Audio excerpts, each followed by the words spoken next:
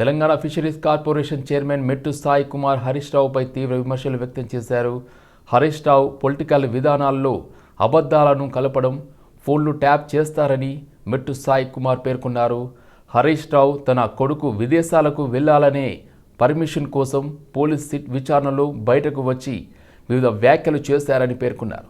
అటువంటి రాజకీయ విధానాలు ప్రజల కోసం పనిచేయకుండా అసమర్థమైన వ్యక్తులు తెలంగాణలో ఉండటం దౌర్భాగ్యమని మెట్టు సాయి కుమార్ విమర్శించారు.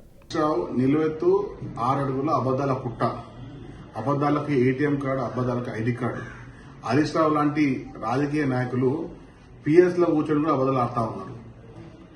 మీ మామ మాజీ ముఖ్యమంత్రి కల్వకుంట్ల చంద్రశేఖరరావు ఎందుకు నీ ఫోన్ ట్యాప్ చేసి అది చెప్పు.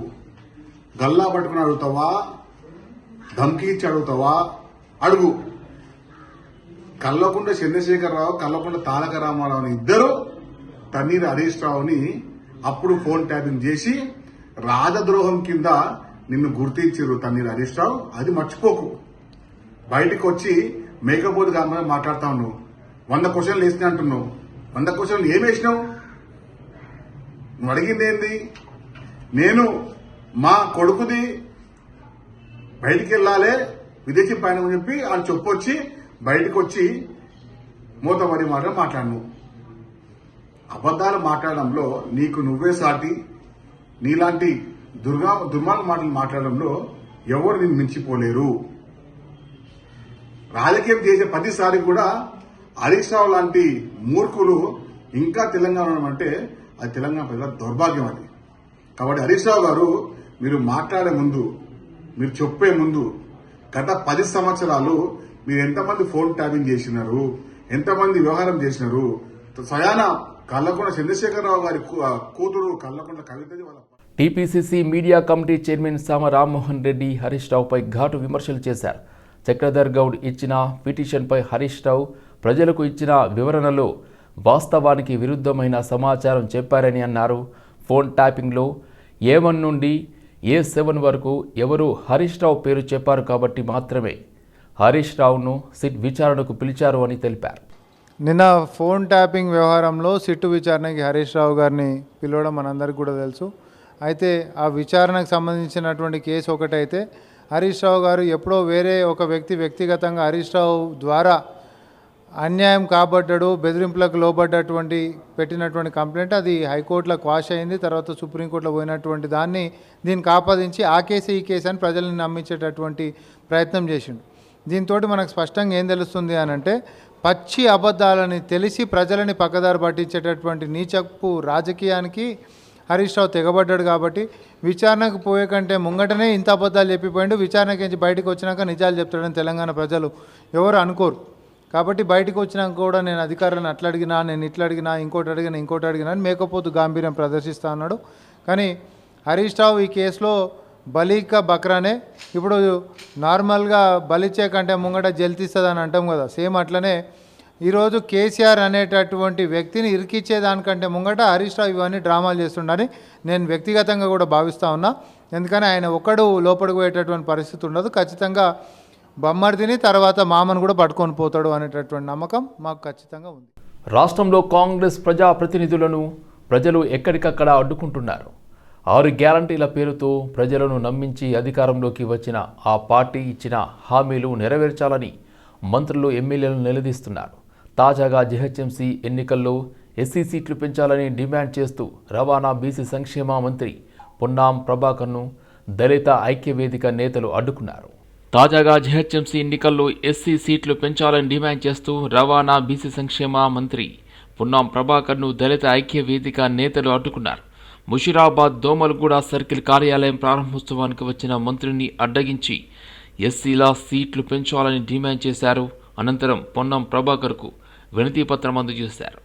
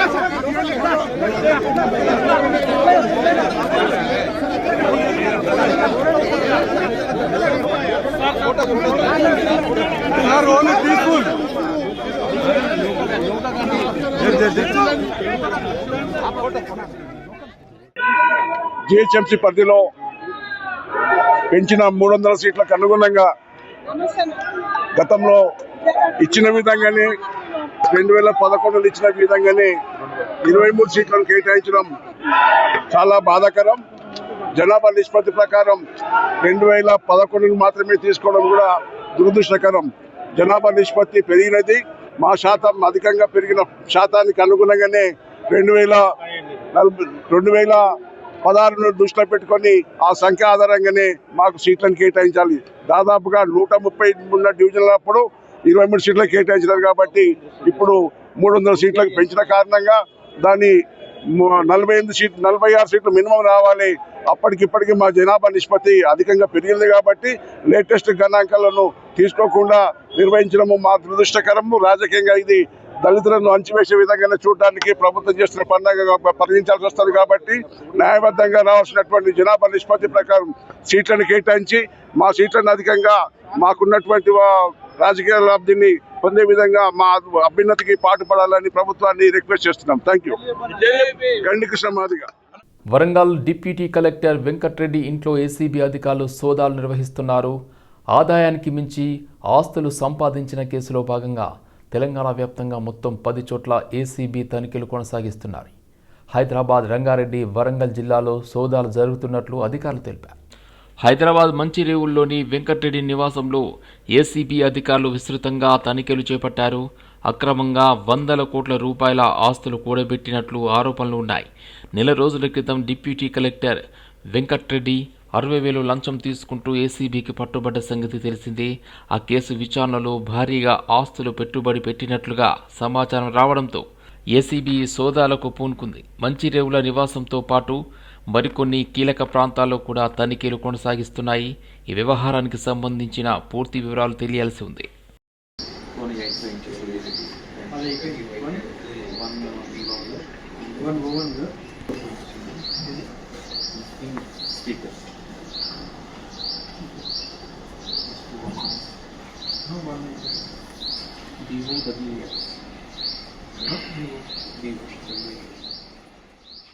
అర్రమాడ వెంకటరెడ్డి అనే అడిషనల్ కలెక్టర్ హనుమకొండ గారి ఇళ్ళు, అలాగే అతని బంధువులకు సంబంధించిన ఇళ్ళు సోదాలు చేయడము జరిగింది.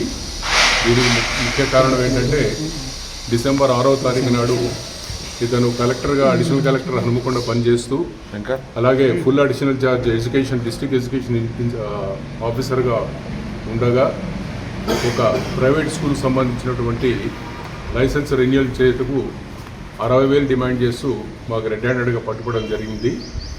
అదే క్రమంలో అప్పుడు అతన్ని విచారించినప్పుడు కొన్ని అక్రమాస్తులు కలిగినట్టుగా మా నోటీస్కి రావడం జరిగింది. ట్రాప్ అయిన వెంటనే అతని ఇల్లు కూడా సోదాలు చేయడం జరిగింది. అప్పుడు ఒక 30 లక్షల నెట్ క్యాష్ దొరికింది. దాని తర్వాత అతని గురించి కంప్లీట్ ఎంక్వైరీ చేయగా 2008లో కూడా ఇతని మీద ఒక అక్రమాస్తులు కలిగిన కేసు రిజిస్టర్ చేయడం జరిగినట్టుగా గుర్తించాము. దాని తర్వాత ఆ కేసులో ఏసీబీ తరఫున గవర్నమెంట్కి రిపోర్ట్ పంపడం జరిగింది. తర్వాత 2016-17లో కూడా నేషనల్ హైవే ఎక్స్పాన్షన్ స్కీమ్లో రైతులకు సంబంధించిన కంపెన్సేషన్ ఇవ్వడంలో ఇతను అవినీతికి పాల్పడినట్టు కూడా మా నోటీసుకు వచ్చి ఏసీబీ వాళ్ళు ఎంక్వైరీ చేసి రిపోర్ట్ చేసి గవర్నమెంట్కి పంపించడం జరిగింది. ఈరోజు ఉదయం నుండి జరిగిన సోదాల్లో దాదాపు ఈ వెంకటరెడ్డి గారు అడిషనల్ కలెక్టర్ గారు 8,30,00,000 అక్రమాస్తులు కలిగినట్లుగా గుర్తించడం జరిగింది. దానిలో మంచిరేవుల విల్లా సుమారు 5-6 కోట్ల వర్త్ విల్లా ఒకటి, అలాగే భువనగిరి దగ్గర ఒక ఫామ్ హౌసు, తర్వాత ఇక్కడ సరూర్ నగర్లో ఒక ఇల్లు కూడా కలిగినట్టుగా ఒక 8 ప్లాట్లు కలిగినట్టు మేము గుర్తించడం జరిగింది. ఫర్దర్గా ఇన్ డెప్త్ డీటెయిల్స్ మేము సోదా చేసిన తర్వాత తెలుస్తుంది. కుకట్పల్లి ఈనాడు కాలనీలో భర్త సుధీర్ రెడ్డిని చున్నీతో ఉరివేసి హత్య చేసిన భార్య ప్రసన్న కేసులో కీలక విషయాలు బయటకు వస్తున్నాయి. అక్క సునీత ఇచ్చిన ఫిర్యాదు మేరకు కేసు నమోదు చేసిన పోలీసులు పోస్టుమార్టం రిపోర్ట్ ఆధారంగా హత్యని తేల్చి ప్రసన్నను జైలుకు పంపించారు. ఈ సందర్భంగా సుధీర్ రెడ్డి అక్క సునీత మాట్లాడుతూ తన తమ్ముడిని మానసికంగా చాలా హింసించారని, తన తమ్ముడు చనిపోవడానికి భార్య ప్రసన్నే కారణమన్నారు. ఇదివరకే కుటుంబ సభ్యులు సమక్షంలో పంచాయతీ జరిగినప్పుడు కూడా తన తమ్ముడిని కూడా కొట్టారని ఆరోపించారు. నేను సుధీర్ రెడ్డి వాళ్ళ అక్కనే, మా బ్రదర్ని వాళ్ళ భార్య వాళ్ళ కొడుకు ఇద్దరు కలిసి చంపేశారండి అయితే కొడుకు పాత్ర కూడా చాలా మెయిన్ పాత్ర ఉందండి.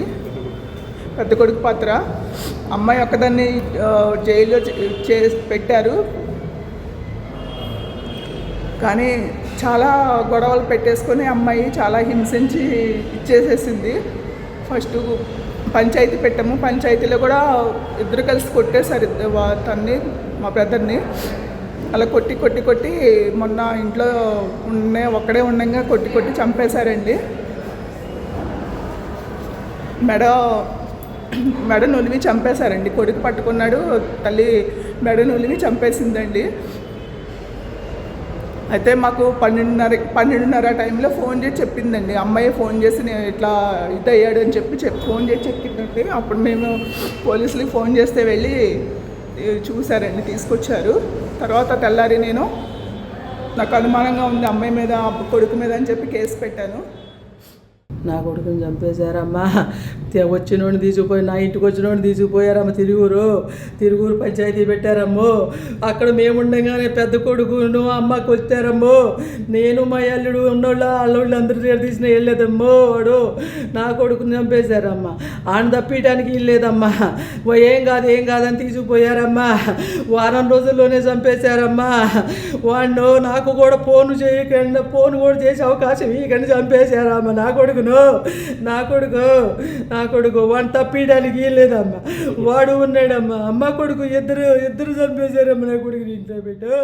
నా కొడుకు హైదరాబాద్ బేగంపేట్ ఫ్లైఓవర్పై రోడ్డు ప్రమాదం జరిగింది. వేగంగా వెళ్తున్న కారు అదుపు తప్పి బోల్తా పడింది. ఈ ఘటనతో ఫ్లైఓవర్పై ట్రాఫిక్కు తీవ్ర అంతరాయం ఏర్పడింది. సమాచారం అందుకున్న పోలీసులు వెంటనే ఘటనా స్థలానికి చేరుకుని ట్రాఫిక్ను క్లియర్ చేస్తున్నారు. ప్రమాదంలో 3 గాయాలు కాగా వారిని సమీప ఆసుపత్రికి తరలించారు. ప్రమాదానికి గల కారణాలపై పోలీసులు విచారణ చేపట్టారు. పూర్తి వివరాలు తెలియాల్సి ఉంది.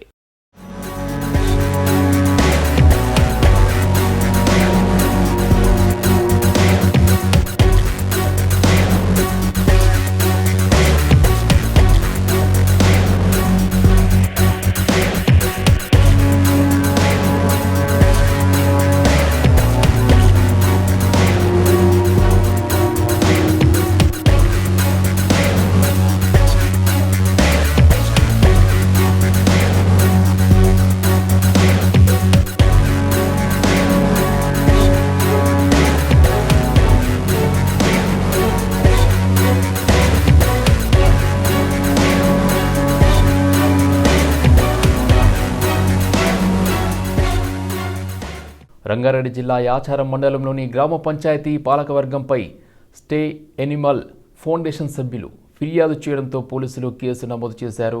యాచారం గ్రామ పంచాయతీ సర్పంచ్, వార్డు మెంబర్లు, గ్రామ కార్యదర్శులపై కేసులు నమోదు చేసినట్లు పోలీసులు తెలిపారు.